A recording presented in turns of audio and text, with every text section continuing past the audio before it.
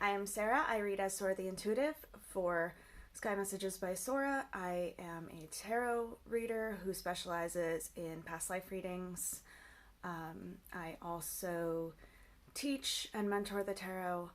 I have two journals, one for learning the tarot and one for more learning yourself and deepening the connection with your deck. That one's a collaboration with Killer Pancake, who makes a couple of the decks I'll be reviewing. The reason I started this channel, and specifically this series, the tarot review series, is that I really want people to be able to have a connection. I want anyone who wants to do the tarot to be able to learn it. And a lot of times people get really frustrated because the first deck that they start using, they don't really connect with. And so I'm hoping that instead of getting frustrated or spending a lot of money on decks that they then realize they don't want, people can sort of start to learn what their style is, what theme they're looking for, what kind of imagery works for them, and help people find the right decks for them. I do believe that if there is a tarot deck out there, there is an audience for it. And if there is somebody who wants to learn, then there's definitely a deck for them. So this won't have star ratings. This won't be about what's good and bad. It'll be about the details, such as the guidebook, a level that it's good for, like basic to advanced. It will be, how close it is to the Rider-Waite or the Tarot de Marseille, or the Thoth for those who prefer that.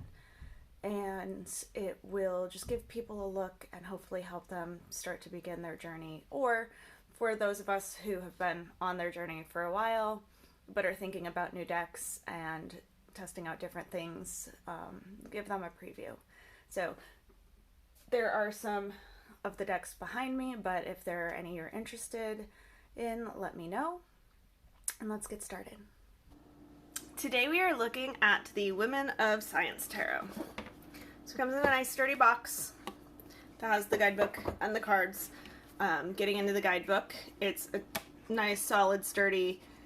It has a nice, quick introduction to how to use it, including two spreads, a quick one for people who are either just trying to do something quickly or are still learning and don't want to be overwhelmed, and a longer one that is very cool.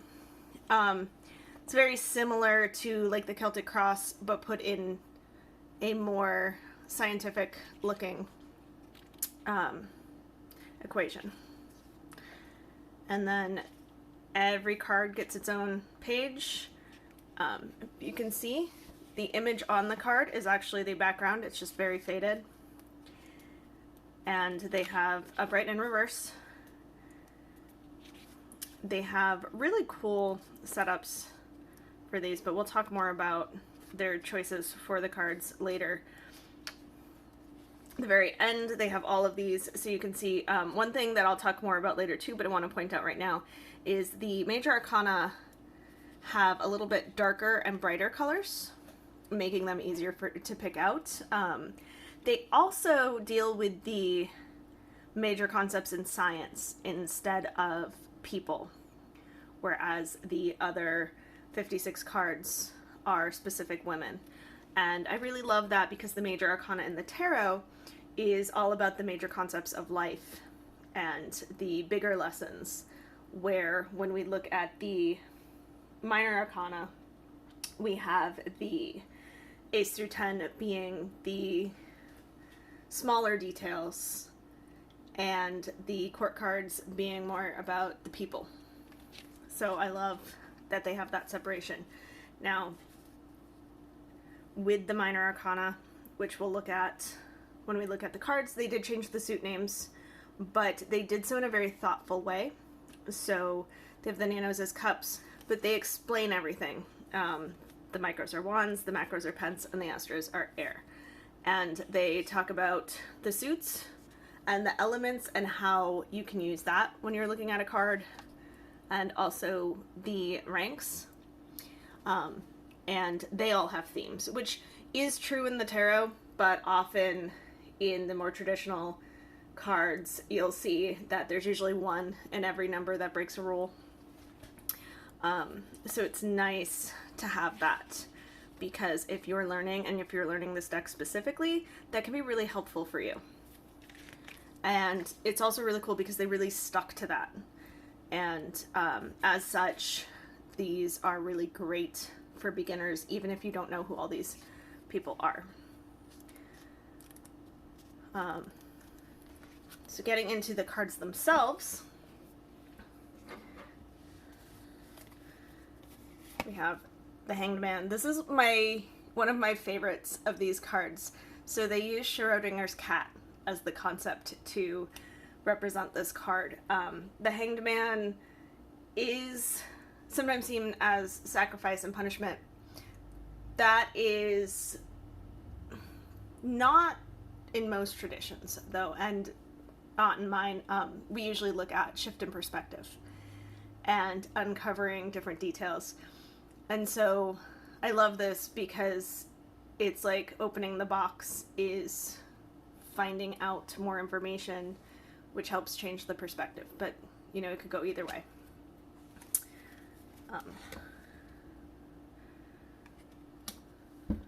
The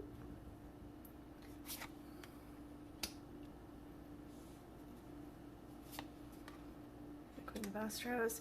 Now, I didn't know all of these women to begin with. I knew some from school, some from having a child who is very into the Google Doodles, and so some of these had shown up there.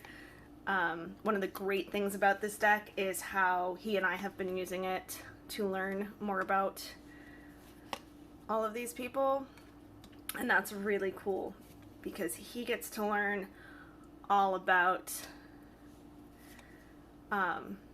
the different women in science as I do,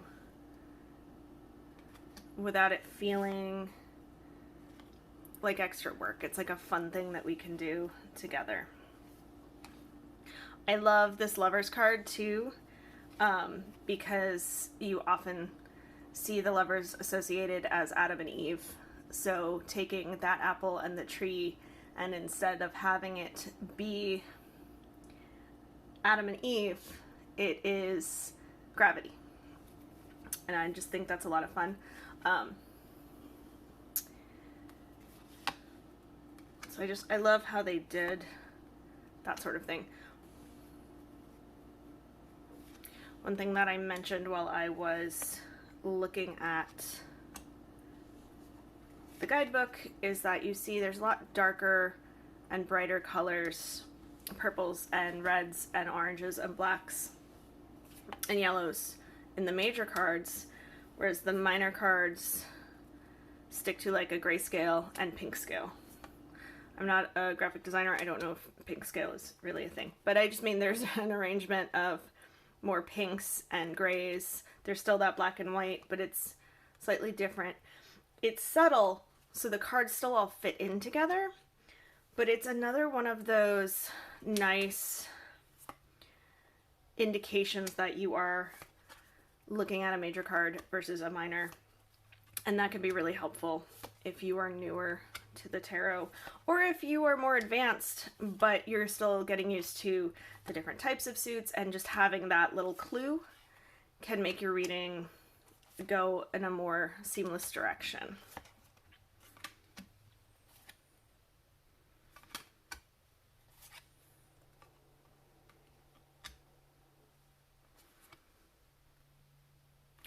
So now, who is this deck good for? This is good for anybody who's really interested in science, anybody who likes to know more about the women who help to shape our knowledge of science. It's great for anyone who's interested in the tarot and seeing it from a different direction. I think it is probably a good one to learn on. There are a couple of meanings that might not be exactly what you're used to, but they're done so well that I think actually it'll give you more perspective. This is one of my son's favorites, because we live in Pittsburgh.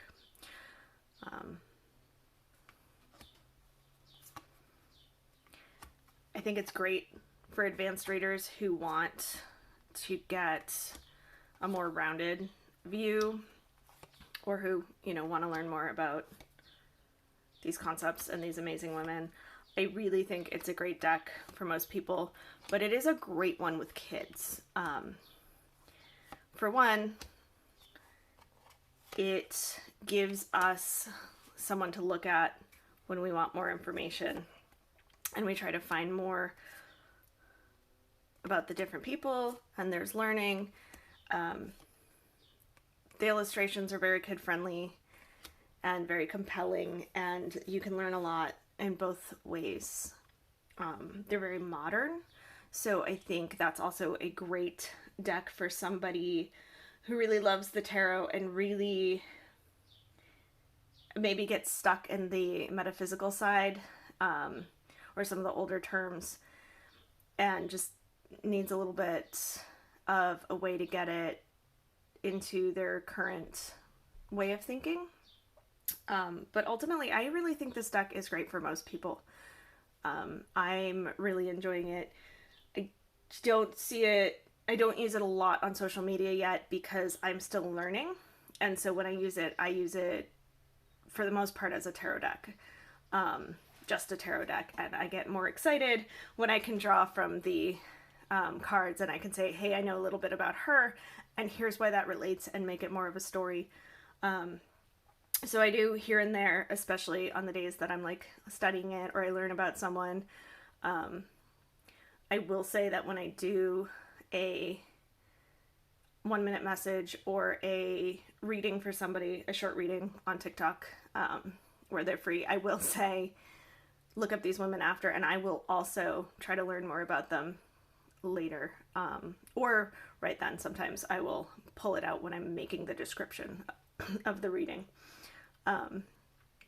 So it is something that is a lot of fun, and I've been really enjoying it.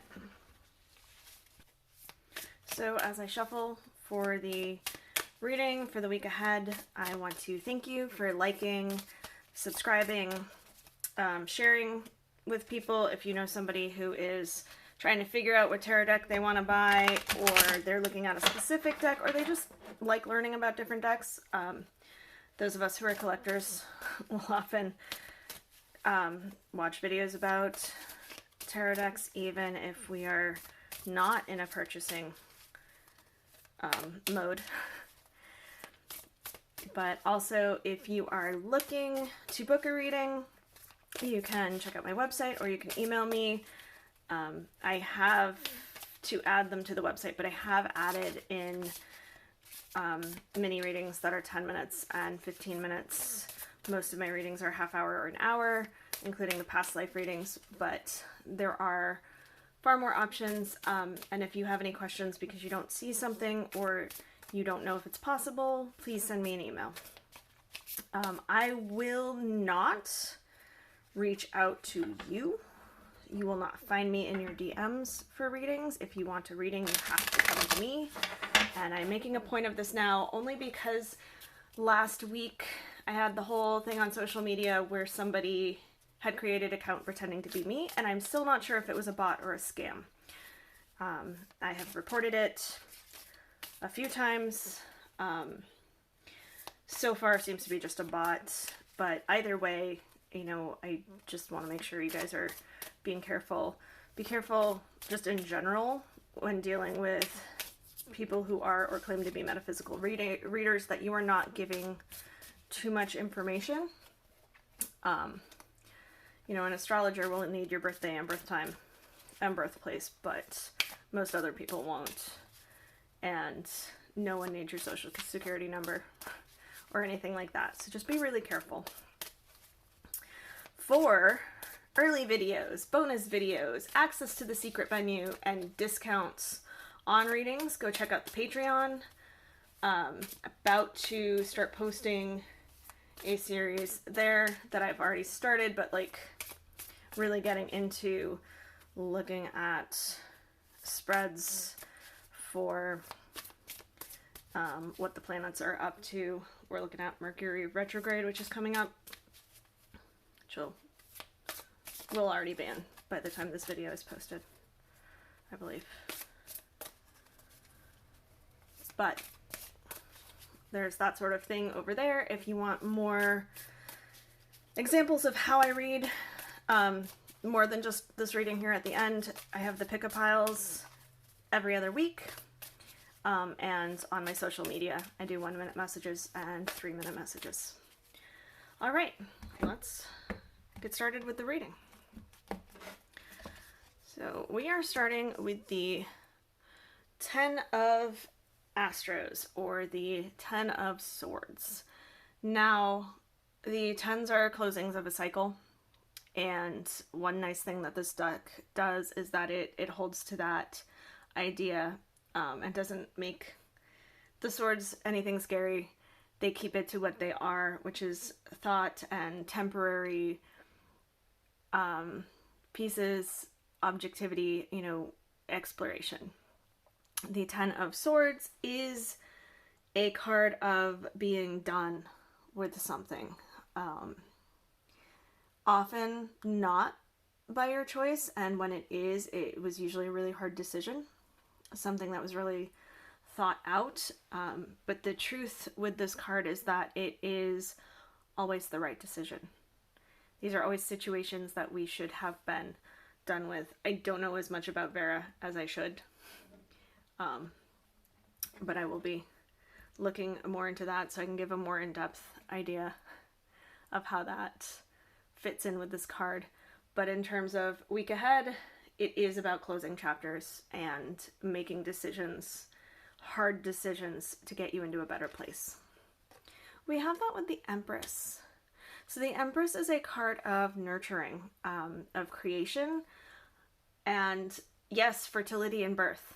But fertility and birth in the tarot is not limited to actual babies. It is about putting something into the world, creating something that is so much a part of you, so important to you, that you put a little piece of yourself and your soul into, and then taking it somewhere beautiful.